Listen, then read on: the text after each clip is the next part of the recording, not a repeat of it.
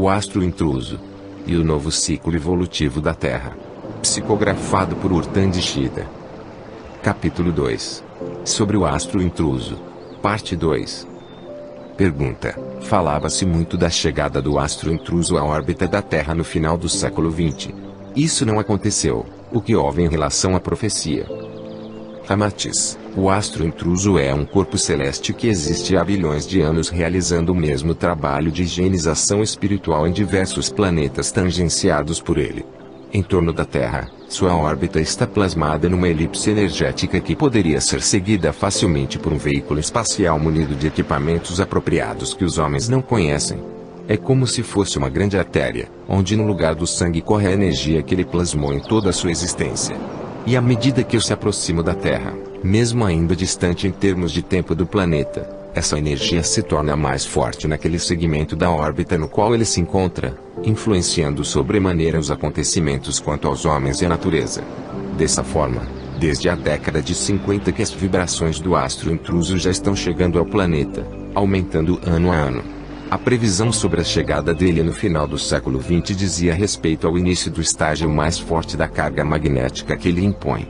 Por isso, ocorrerão tantos desastres naturais, guerras, conflitos armados e violência generalizada durante o século XXI e na primeira metade do século XXII com fortes desastres naturais.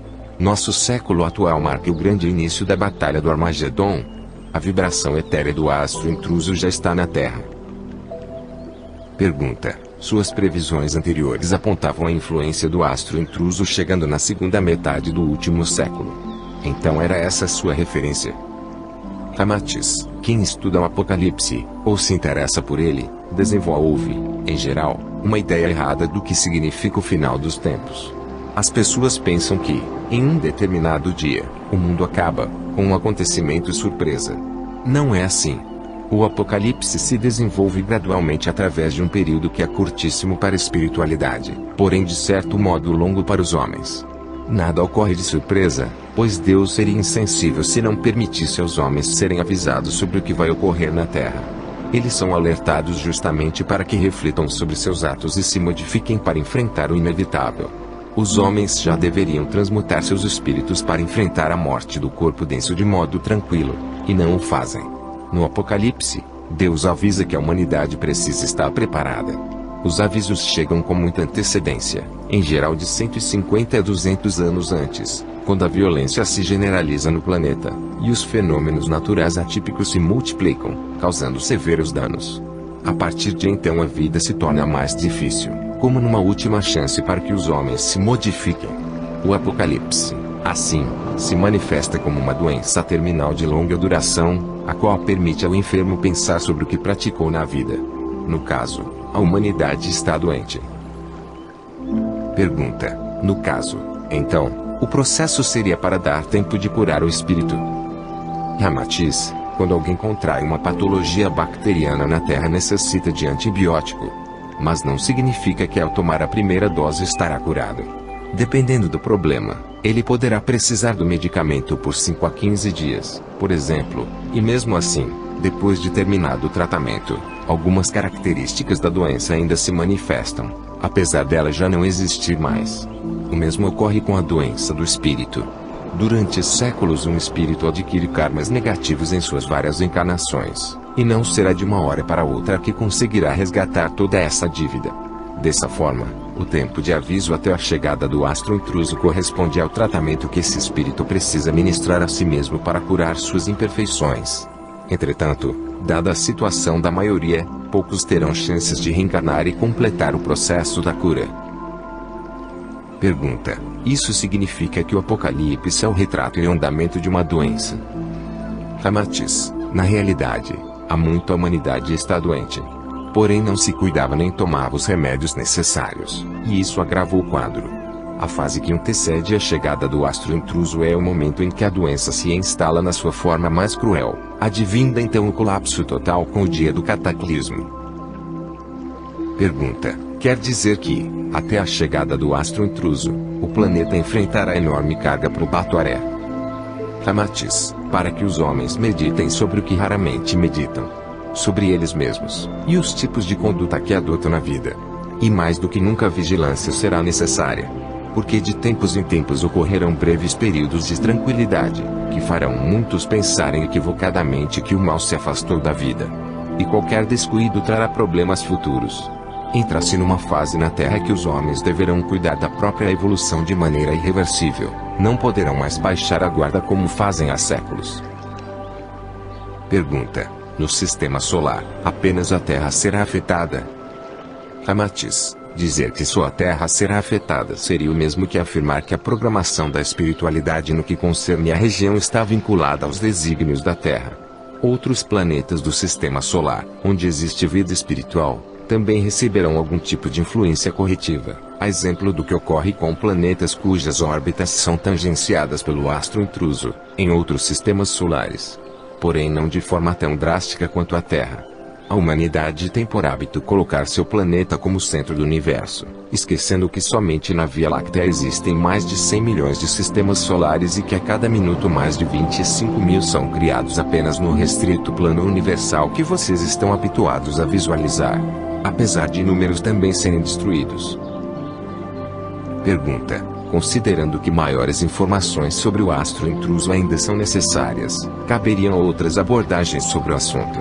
São possíveis novas revelações? Ramatiz: o dever dos habitantes dos planos de luz é colaborar com a evolução dos espíritos, trazendo-os ao caminho da razão plena que conduz ao Pai Celestial. Sendo assim, os ensinamentos e revelações precisam ser aplicados parcimoniosamente, com o intuito primordial de elucidarem as dúvidas. Caso contrário, afirmariam valores confusos, para mentes ainda incrédulas, dificultando o aprendizado, e mantendo a ignorância de muitos que não se atreveriam a prosseguir na busca do saber, por temor ou acomodação. Como diz Kardec no Evangelho segundo o Espiritismo, capítulo 24, item 5, a providência revela as verdades de forma gradual. E lembra que Jesus está com a razão quando afirmou que não há nada de oculto que não deva ser revelado, e que um dia tudo será descoberto. Mas o que o homem não compreender na Terra lhe será transmitido em mundos mais avançados e quando estiver mais purificado. Dessa forma, podem ser retiradas dessas assertivas duas fortes constatações. A primeira, que os ensinamentos devem ser ministrados conforme o grau evolutivo de cada homem, conforme o plano em que se encontra. Pois seria inadmissível, por exemplo, ensinar medicina a uma criança que está ingressando no curso de alfabetização. Segundo, o aspecto da humildade de Kardec, que assim demonstra ser a sua própria obra incapaz de revelar tudo o que os homens precisam saber, qualificando-a como um instrumento aplicável ao estágio evolutivo da Terra, deixando revelações mais complexas a ser ministradas em esferas superiores à medida que o espírito evolui fora do planeta. Pois, seria mesmo uma contradição dizer que tudo pode ser assimilado na Terra. Fato que classificaria o orbe local equivocadamente como paradigma da didática divina. Pergunta: mas, retornando ao assunto astro intruso, ele se apresenta como um mero veículo de transporte astral, ou como plano reencarnatório? Pode nos falar novamente sobre isso? Ramatiz: os homens costumam adotar posturas inflexíveis sobre assuntos relacionados à espiritualidade, esquecendo que Deus é a expressão máxima do dinamismo e da flexibilidade virtuosa. Basta que entendam sua capacidade infinita de perdoar, e sua habilidade eterna de criar. O astro intruso tem múltiplas funções, conforme a programação da espiritualidade, no sentido de atender à evolução daqueles que ali se encontram, bem como acatar as emergências verificadas em sua trajetória. E uma delas é a de recolher, migrar e alocar espíritos em desenvolvimento primário. Assim, como já mencionei antes, as funções mais claras para os homens são duas. Por um lado, recolher entidades em planetas onde elas obstruem o desenvolvimento local, deixando-as em outros que lhes convém no processo evolutivo. E, ademais, também lhes conceder o suporte reencarnatório no próprio astro, quando isso se fizer mister. Tarefas que implicam a questão antes abordada sobre a flexibilidade divina.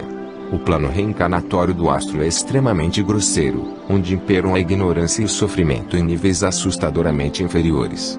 E as provações são de tamanha escala, que várias entidades espirituais rapidamente alcançam consciência maior de seus estados, solicitando clemência e novas chances. E como Deus não é inflexível, tampouco tirano, permite que sejam deixados em diversos planetas com melhor nível evolutivo na trajetória do astro. Da mesma forma que, para outros irmãos, o astro servirá apenas de ônibus astral, conduzindo-os de um planeta a outro. Tudo conforme a necessidade de cada espírito que ali se encontra. Pois, como disse, o dever da espiritualidade de luz é patrocinar a evolução de todos, porém caso a caso, conforme a necessidade de cada um. Pergunta: basta pedir para deixar o astro e o espírito migra para o planeta mais próximo que lhe convém? Ramatiz: a autorização para deixar o astro intruso decorre do aprendizado que o espírito alcançou ali, sem subterfúgios. No plano espiritual a verdade é clara. Nada fica escondido perante a luz. Assim, cada espírito revela em sua essência o aprendizado que obteve, sem mentiras. E fica por conta do livre-arbítrio seu comportamento posterior. Pergunta: portanto, parece ser o astro intruso um instrumento evolutivo a serviço da flexibilidade patrocinada pelos planos de luz? Ramatiz: exatamente. Os homens precisam adotar uma postura menos rígida quanto aos seus pontos de vista, aí incluindo as comunicações que recebem do astral. A rigidez de muitos conceitos e interpretações conduz ao fanatismo e às intransigências, qualificações que não coadunam com a sabedoria divina. É preciso lembrar que evolução é dinamismo. Inflexibilidade é a estática que despreza o bom senso. E os seres de luz são extremamente flexíveis em suas abordagens, atendendo ao bom senso que cada momento exige. Pois é assim que Deus age em relação a seus filhos.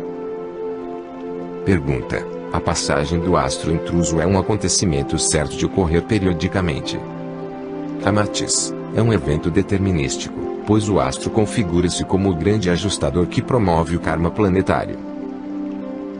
Pergunta: a migração dessa forma, conduzida pelo astro intruso, pode promover o transporte de espíritos do orbe terrestre para outros planetas? Ramatiz: sim, pois depende da necessidade evolutiva de cada espírito, que pode ser retirado da Terra e transportado para outro planeta, de constituição vibratória ainda primária. Da mesma maneira que, se a sua condição assim exigir, inicia um ciclo reencarnatório no ambiente degenerante do próprio astro, até que, com os ensinamentos recebidos com as provações, se encontre em condições de desembarcar em planeta de aura mais leve, podendo ser inclusive a própria Terra. Pergunta: por que a necessidade de um astro denso para realizar todo esse transporte? Ramatiz: o trato com espíritos ainda passíveis de grandes passos na evolução precisa ser realizado em ambientes que eles compreendam o material. Assim, o astro intruso funciona como dínamo único de eventos múltiplos nas grandes transmutações planetárias. Ele surge como um bólido que, através do cataclismo, concede nova face à natureza local, higieniza a aura planetária absorvendo plasmas negativos e entidades afins, para que sigam em seu orbe com propósitos reencarnatórios ou de transporte, deixando sobreviventes e desencarnados em torno do planeta atingido para que construam a nova humanidade. Além de desembarcar outros que já cumpriram fases kármicas em seus ambientes materiais e umbrais espirituais hostis. Portanto, por meio dele várias situações se processam, para que seja dada a partida do novo ciclo evolutivo daquele planeta atingido. Pergunta: é possível descrever-nos o plano reencarnatório do astro intruso?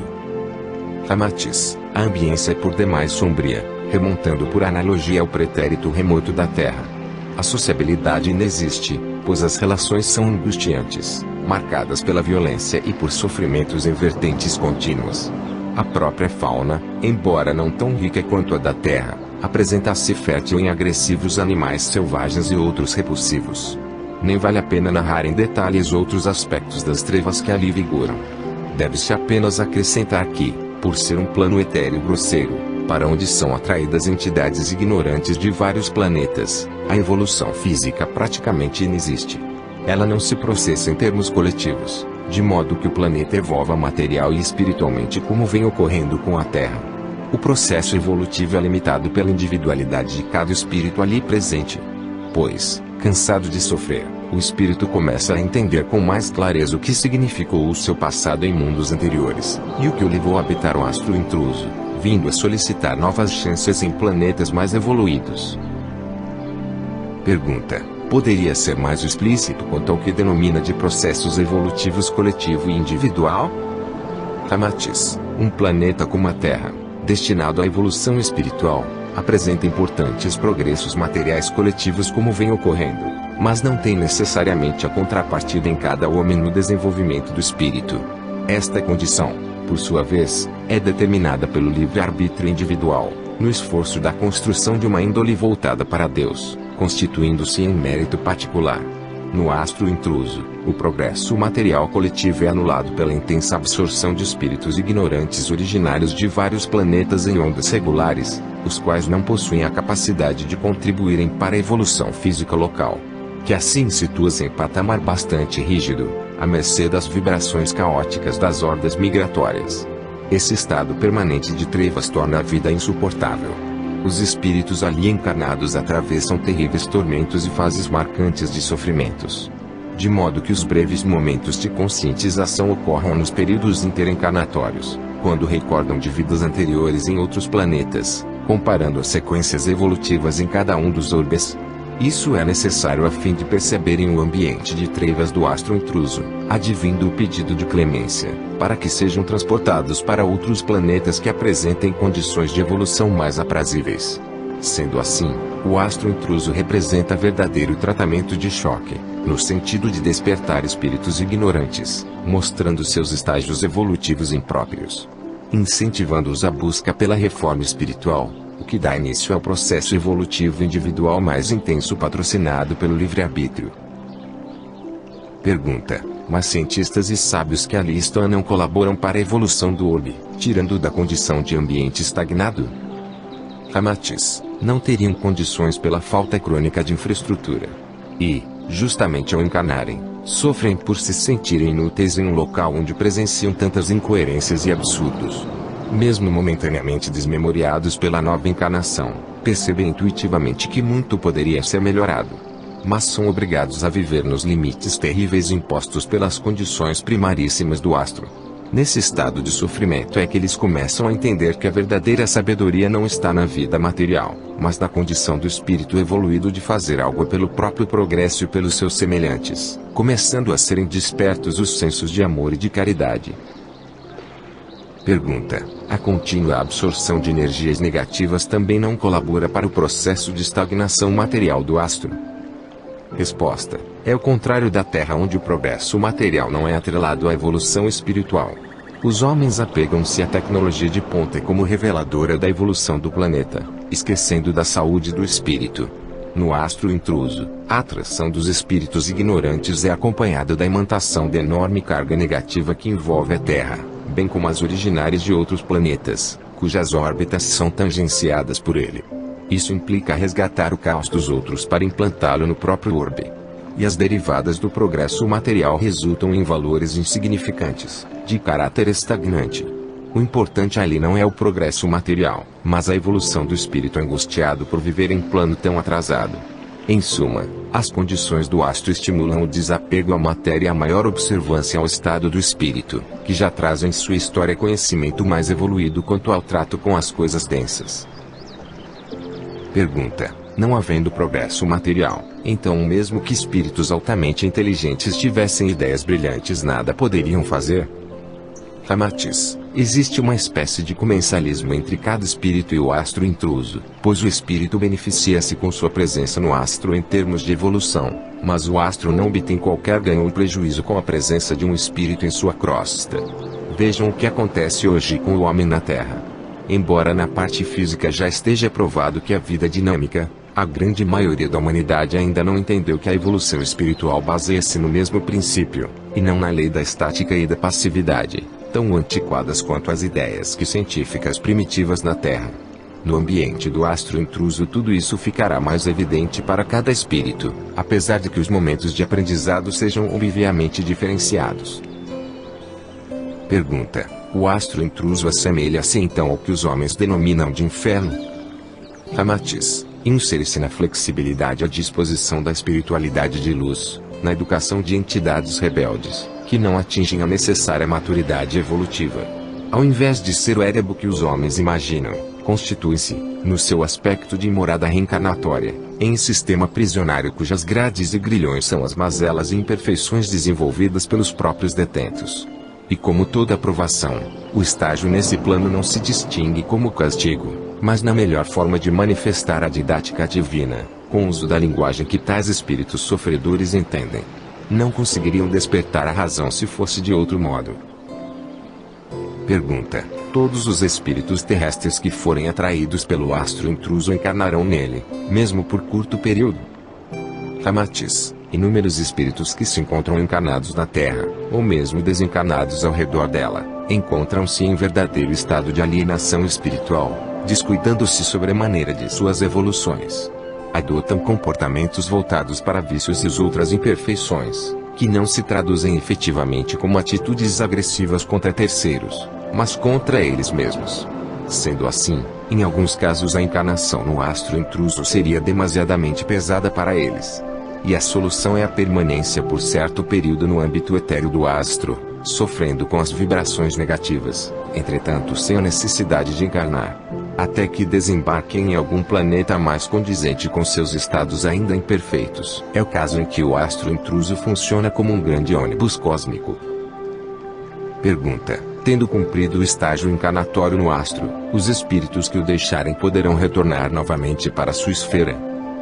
Ramatiz: considerem o equivalente na Terra, quando alguém que esteve preso retorna ao cárcere, após praticar novas faltas. Lembre-se do que lhes disse sobre flexibilidade.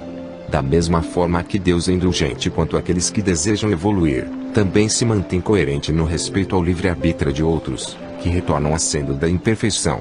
Espíritos reincidentes podem, assim, regressar à esfera do astro intruso, quantas vezes for necessário, para que despertem a razão sobre seus estados evolutivos rudimentares. Pergunta: no momento em que passar nas proximidades da Terra, o astro intruso, além de imantar os espíritos rebeldes, atrairá algum tipo de matéria terrestre?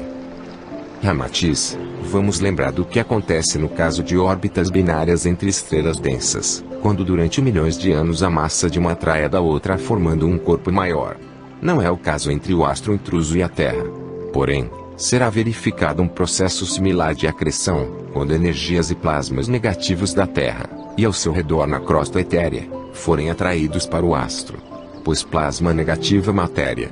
Entendendo ainda que o plasma, ou massa, negativo a ser transferido da Terra será difundido na forma de energia em umbrais espirituais do astro, bem como em seus ambientes reencarnatórios, como energia causadora de infortúnios e de tormentos, em emissões anisotrópicas, dependendo do plano onde serão necessárias aos estados probatórios. Considerando-se que essas energias se traduzem em provações, e que provações nada mais são do que ensinamentos divinos, então as cargas eletromagnéticas destes obedecem ao espalhamento por meios diversos, conforme as possibilidades de aprendizado de cada um que estiver no astro. Pois mesmo em um ambiente confuso, como o do astro intruso, Deus permite a didática individual para seus filhos, apesar da homogeneidade das vibrações negativas locais.